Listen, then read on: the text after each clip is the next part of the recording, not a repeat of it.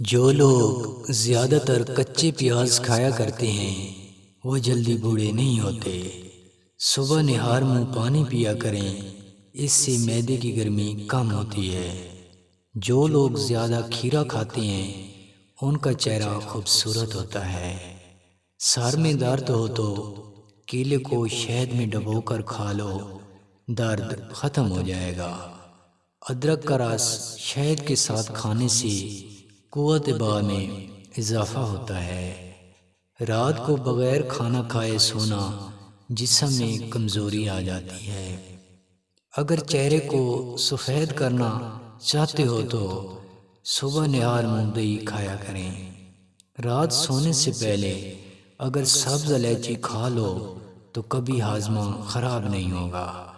سر کے بالوں میں اگر خشکی ہے تو بکری کا دودھ بالوں میں لگائیں، خشکی ختم ہو جائے گی۔